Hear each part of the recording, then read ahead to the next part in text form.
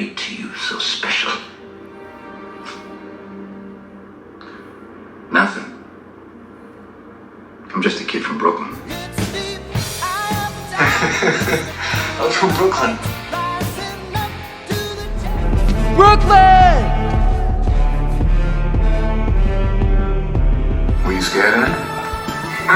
No, not at all, huh? Nope, I'm from Brooklyn. You're from Brooklyn, huh? The champ is here! The champ is here! Okay guys, Frank Style, just a guy from Brooklyn, and I'm here to give you the top 20 boxing movies. I was looking to revisit my Rocky franchise ranking, and I decided why not include all the great boxing movies that have come out throughout the years. So let's not waste any more time. Let's get through my 2 rules so we can get started. Rule number 1 is spoilers. These movies are very old. I plan on spoiling everything, so hard spoiler warning. Rule number 2, this is a favorites list, not a best list. So the best way that you can talk to me about my list is to show me yours in the comments section. Kicking things off at number 20 is Rocky vs. Drago, the director's cut. Came out in 2021. Stallone adds some scenes and takes away a lot of that 80s cheese. There's more conversations between Rocky, Adrian and Apollo, and Paulie's birthday robot is gone. Say it ain't so. There's some extra stuff with Drago being more verbal and therefore more human. I prefer him being the Terminator in the original version. The montages and final fight are pretty much all the same. Then upon victory, Rocky shows Drago some love? Oh no. Blasphemy. I am not buying any of that bread that this movie is selling. Coming in at number 19 is Ali. Came out in 2001. I give credit to Will Smith for bulking up to get Ali's physique right, and his portrayal is serviceable. But this biopic is too bogged down with all the non-boxing stuff. Bouts are too far and few in between. It skips over the Cassius Clay years and starts off right before he changes his name to Muhammad Ali. It concentrates on his relationship with Malcolm X, Islam, his relationships with women, and his refusal to fight in Vietnam. Then comes the Frazier and Foreman years. It's a lot for one single film, and because of that, it's just way too long. The ending doesn't feel epic enough. Ironically, my favorite scene involves Jamie Foxx. He understands me. He understands me and he still allows me to hang with him. He knows that I like pork and white women, but he still allows me to be here with him. Now, I can give up pork, but them white women, goddammit. Coming in at number 18 is Rocky V. Came out in 1990. Rocky straight dominated the 70s and 80s, but the 90s were not kind to him or Stallone. The storyline with Paulie blowing all of Rocky's fortune in an effort to go back to the character's roots really backfires with a lot of fans. Stallone casting his real-life son, who miraculously ages between movies, makes absolutely no sense. By the way, rest in peace Sage Stallone. It was sad to hear of his passing. So now the Balboa clan is rerouted to the mean streets of Philly, and Rocky doesn't look or feel right in the leather jacket and hat. We gotta talk about that terrible 90s rap music they chose for this movie. No thanks, I'll pass. Him training Tommy Gunn and ignoring his son are the best parts of the film, especially with the cartoon Don King clone played by Richard Gant instigating all the way. Yes, this movie has a lot of issues, but if you ask me if it's a good movie, absolutely. Coming in at number 17 is Bleed for This. Came out in 2016. Miles Teller plays real-life boxer Vinny the Tasmanian Devil Paciencia, a local Providence fighter who shoots to stardom after winning 2 world title fights. But tragedy strikes as a near-fatal car accident leaves him with a broken neck. Doctors tell him he may never walk again, much less box. But against all odds and doctors' orders, he has a halo bolted onto his skull so that his neck can heal naturally. Renowned trader Kevin Rooney, played by Aaron Eckhart, agrees to help Vinny return to the ring just a year after the accident for what could be the fight of his life. The movie's filled with highs and lows. I really enjoyed the highs, as Paz was a wild one, wearing a leopard print thong at a weigh-in, and after winning a title fight, he celebrates by taking his girlfriend to the strip club, where she gets on the pole with his championship belt wrapped around her ass. This is definitely somebody I could hang out with. It ends with him fighting Roberto Duran, aka Manos de Piedra, which translates to Hands of Stone. Perfect segue for coming in at number 16 is Hands of Stone. Came out in 2016. The Pride of Panama story doesn't disappoint. You follow Roberto Duran's early years as he falls in love with the sport. Then things get very Rocky-esque as he courts the love of his life, Felicidad, played by Ana de Armas, whose scenes alone would invite me to rewatch this indefinitely. He rises up the rankings all the way to Sugar Ray Leonard, played by Usher of all people. Then the real Roberto Duran shows up like a Chuck Norris kick to the face, acting like an animal, disrespecting Leonard's wife to his face, and then things get very dark. Robert De Niro plays Ray Arcel, whose story is covered, and it's just as important as Duran's. The fight scenes are the weakest, with a lot of quick shots. It's all bizarre because it feels like Sugar Ray is the hero here. But eventually Duran makes a comeback with his first fight since the No Mas incident, which to this day, it isn't clear if he ever muttered those words. I would definitely rewatch what I have now dubbed Angry Panamanian Rocky again. Coming in at number 15 is Creed 3. Came out in 2023. A Creed movie without Rocky, as Stallone would have a fallout with the producers. Michael B. Jordan directs for the first time, as Adonis is now a veteran champion looking to step down and promote other boxers in his stable. There's a very West Coast vibe, and it all feels foreign for something in the Rocky universe. Creed's past comes back to haunt him, as Damien, played by Jonathan Majors, a childhood friend and former boxing prodigy, resurfaces after doing time in prison. His fighting style is dirty, as he looks for any advantage in the ring, which is something new for a Rocky film. Kudos. There's a subplot with Adonis' daughter having anger issues, which absolutely goes nowhere. And Jordan's love of anime has him CGIing the final fight in ways you'll either love or hate. It's not an insult to say that Jordan is not on the level of Coogler or even Stallone, who did direct most of the Rocky sequels. Coming in at number 14 is The Hurricane. Came out in 1999.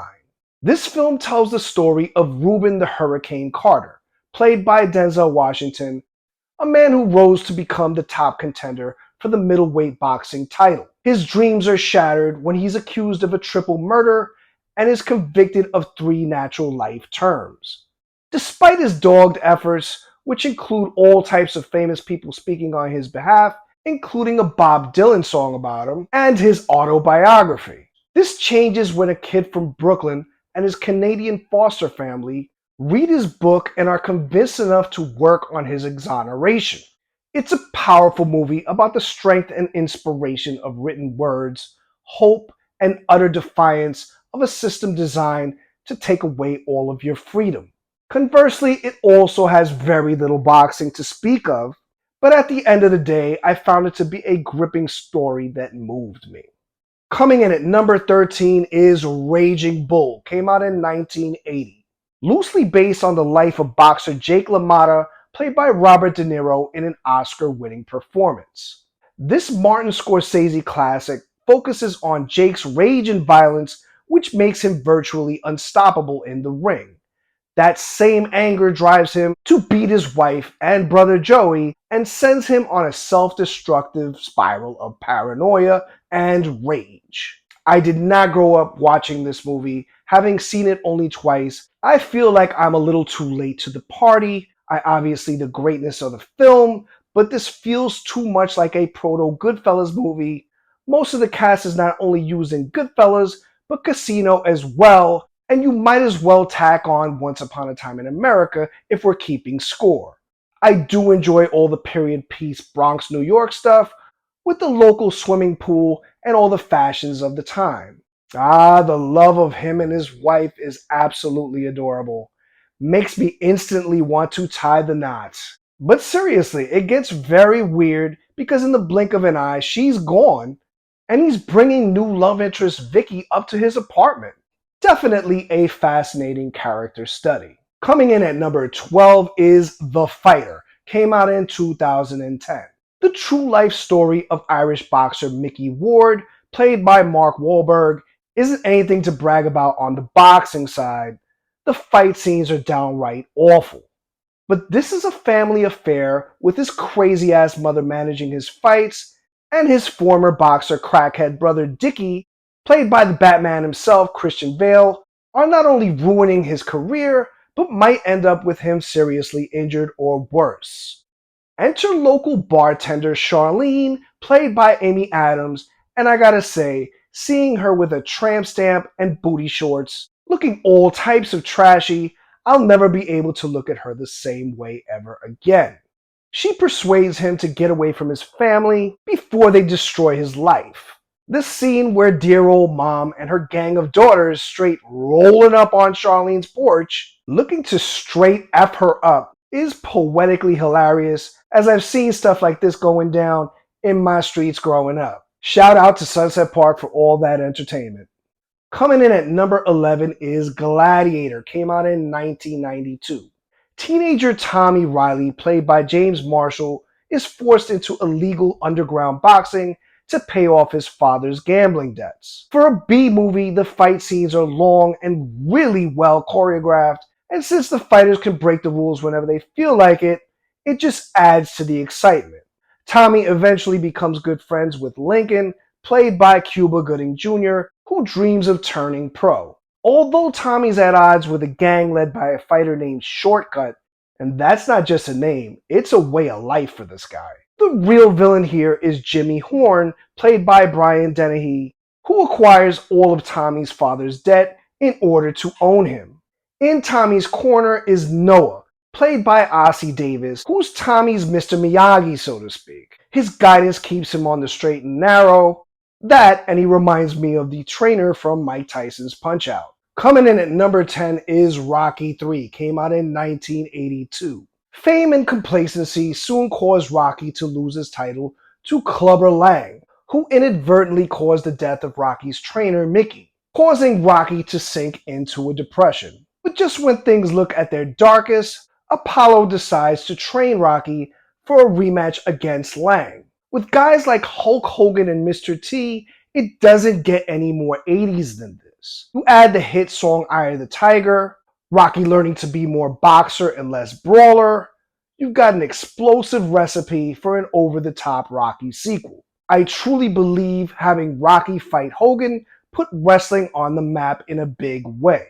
Mr. T doesn't get the credit for his performance as he taunts Balboa during a retirement speech by straight kicking it to Adrian. Yeah, that'll get you a title fight real quick. Having Rocky train LA style with crop tops and extra tight shorts probably looks pretty funny today. Even I think it's funny, and I remember dudes rocking that stuff. Rapallo, aka the Rocky and Apollo bromance, begins here. Nothing says camaraderie like hugging it out in the ocean in skimpy athletic wear. Coming in at number 9 is Real Steel, came out in 2011. Hugh Jackman plays Charlie Kenton, a prize fighter who lost his chance to win a title when robots took over the sport. Working as a small-time promoter, Charlie owes everybody money, gambling with low-end fighters. After hitting rock bottom, he reunites with his estranged son Max, who discovers an old sparring partner robot that becomes the ultimate underdog, changing both their fortunes. To me, it's an unofficial remake of Over the Top, an 80s Sylvester Stallone vehicle about arm wrestling. Yeah, that was a thing. In both movies, you get father and son on the road healing old wounds, which gives the movie a lot of heart. But it doesn't stop there, as the robot fights are absolutely incredible. Dakota Goyo's performance as Max, wrestling with daddy issues while simultaneously having a relationship with a robot absent of emotion or speech, is the most important piece, and he totally nails it. Despite such a ridiculous premise, this movie does it for me. Coming in at number 8 is Creed 2, came out in 2018. Against the wishes of Rocky, Adonis accepts a challenge from Ivan Drago's son, a relatively unknown dangerous fighter, echoing ghosts of boxing's past. This is a tale of two movies, as Ryan Coogler not directing really shows. That magic from the first film is missing, and the fight scenes suffer. On the other hand, this connects Creed 2 with Rocky 4, which felt gimmicky going in, but totally sticks the landing. The scenes with Rocky and Drago are powerful. And although this is sort of a direct sequel to Rocky 4, it plays out more like Rocky 3, as Adonis loses his trainer, gets beat down, and must be built up from the ground up to face his toughest opponent. While all the drama and nostalgia is going on, you get a cameo from Stallone's ex-wife, Bridget Nielsen, who did make her mark on some famous 80s films. But the last time I saw her was in a reality TV show with Flavor Flav. So she's in these serious scenes, and all I can think of is Flavor in Russia. Coming in at number 7 is Rocky Balboa, came out in 2006. Now long retired, Rocky owns a restaurant and mourns the loss of his beloved wife, Adrian. Yearning to recapture a bit of the glory days, he plans to re-enter the ring for a few low-profile local matches. All that changes when Rocky accepts the challenge to fight the world's reigning heavyweight champion, Mason the Line Dixon, played by real-life boxer Antonio Tarver. I saw this at a time when I was getting older and instantly hated this movie. Rock's too old, he's broke, his wife's dead, his son resents him, and his only friend is Paulie. But I've slowly learned to love it throughout the years. It mirrors Stallone's career just like the first Rocky film, as at this time Stallone wasn't anything close to the star he once was, and this movie in a lot of ways brought him back. The whole age thing adds some unexpected comedy, especially when Rocky begins to train. To beat this guy, you need speed. You don't have it. And your knees can't take the pounding, so hard running is out.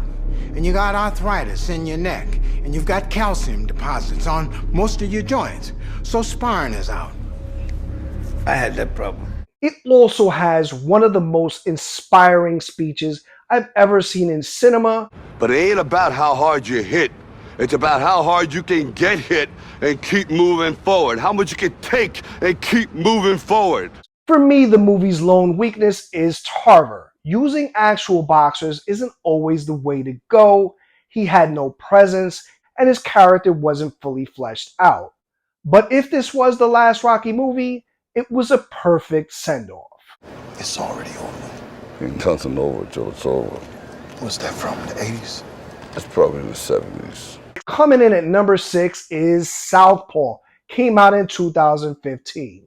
Billy the Great Hope, played by Jake Gyllenhaal, the reigning junior middleweight boxing champion, has an impressive career, a loving wife and daughter, and a lavish lifestyle. However, when his wife, played by Rachel McAdams, is tragically shot, Billy goes to dark places. She handled all the finances, and his promoter, played by 50 Cent, looking to exploit the situation, talks him into fighting shortly after, which loses him all of his money, his boxing license, and his daughter to social services. At rock bottom with no way to get out of the hole he's created, Billy gets a job at trainer chick Will's gym. Will's played by Forrest Whitaker. And so slowly the road to redemption begins. It's a powerful movie, and the training and fight scenes are all phenomenal, to quote the movie directly. Wills gives him lessons for both in and out of the ring. Similar to Real Steel, Una Lawrence playing Billy's daughter Layla is the key to all this. And Miguel Gomez playing Miguel Escobar is your perfect villain. Coming in at number 5 is Cinderella Man, came out in 2005. During the Great Depression, ex-boxer James J. Braddock, played by Russell Crowe, works as a day laborer struggling to feed his wife and children until his former manager Joe Gould, played by Paul Giamatti, offers him a one-time slot against a rising young contender. After he wins in shocking upset, Braddock goes back into the ring full-time against the wishes of his wife May, played by Renee Zellweger. Dubbed the Cinderella Man for his rags to riches story, Braddock wills his way up to facing the defending champion, the fearsome Max Baer. The movie is perfectly balanced between story and fight scenes. It's so effective at showing how devastating the Great Depression was, and each of Braddock's fights have a story of their own. Fighting for a purse is tough enough, but fighting to keep your family from starving and being thrown out on the street gives Braddock something that cannot be described. The scene where he's warned about how dangerous Max Baer is absolute genius, showing the audience how large the stakes are. His fights become something everyone gets hope from at a time when there was no hope. Coming in at number 4 is the original Rocky, came out in 1976. Rocky Balboa, a small-time boxer from Philadelphia, is arbitrarily chosen to take on the reigning world heavyweight champion Apollo Creed, played by Carl Weathers. Rocky also courts Adrian, played by Talia Shire, the wallflower sister of his pal Paulie, played by Burt Young. Regarded as many as the greatest sports movie of all time, it turned often homeless actor Sylvester Stallone into a bona fide action star. The movie is downright special, as Rocky wasn't even trying to win the fight. He just wanted to go the distance with the champ. As much as I respect the movie, it's never been my favorite. It's more love story than boxing movie, but the fight at the end is legendary, with Rock continuing to get up no matter how many times he's knocked down. The look on Apollo's face says it all. This is the heavyweight champion of boxing movies. No matter where I rank it, I don't deny that. Coming in at number 3 is Rocky II. Came out in 1979. Rocky struggles in family life after his bout with Apollo, while the embarrassed champ insistently goads him to accept a challenge for a rematch. Rocky is a little bit more of a lovable simpleton, and the movie is bigger and better in every way that counts for me. The training montage is miles better.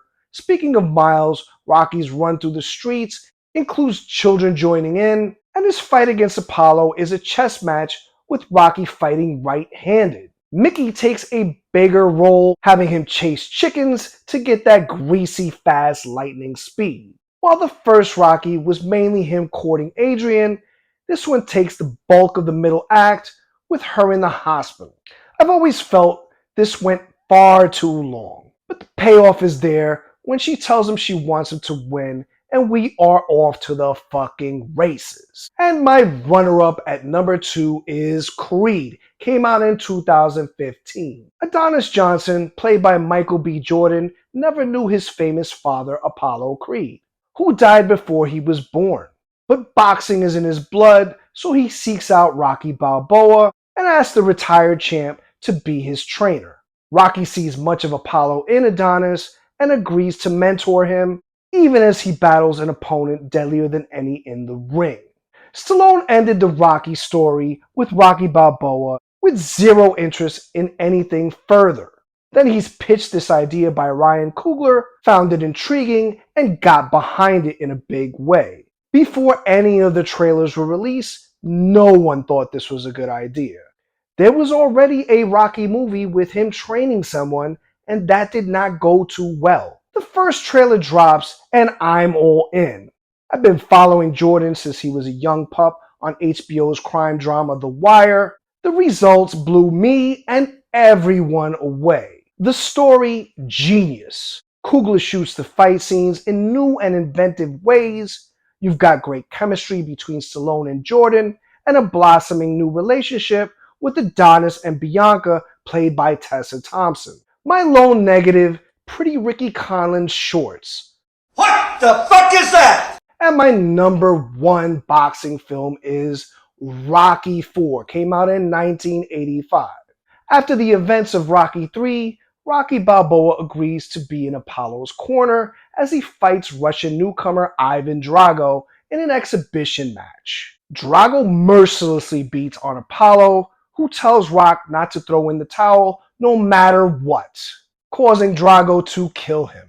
Despite nobody believing he can win, Rocky vows payback against Drago and flies to Russia for a Christmas Day fight. It's probably the most flawed Rocky film, as it's more of a compilation of montages and fight scenes with very little connective tissue between them. But other than speeding through Apollo's death, it absolutely works on every level. This is a product of the macho 80s era, dominated by Stallone, Schwarzenegger, and others like Chuck Norris. And so Rocky is practically a superhero far removed from Rocky 1 and 2. Everything is established: the Cold War, how inhumanly powerful Drago is, and the fact that even Adrian doesn't believe in him. You can't win! But for me, it's all about those training sequences with the old school nature style versus the modern tech with a touch of anabolic steroids. Something I haven't seen matched in any film, and it culminates with Rock growing a full beard and climbing a mountain in triumph. Oh yeah, and then there's the fight itself. The hostile Russian crowd, Drago's dominance, as it all looks so grim as Rocky is a punching bag in the beginning, but then there's that glimmer of hope where Rocky, just trying to stay on his feet, cuts Drago, showing a sign that the impossible is possible. It's all powerful stuff. It's the one I watch the most, and yes, I do listen to the soundtrack while working out. Well guys, that about wraps it up.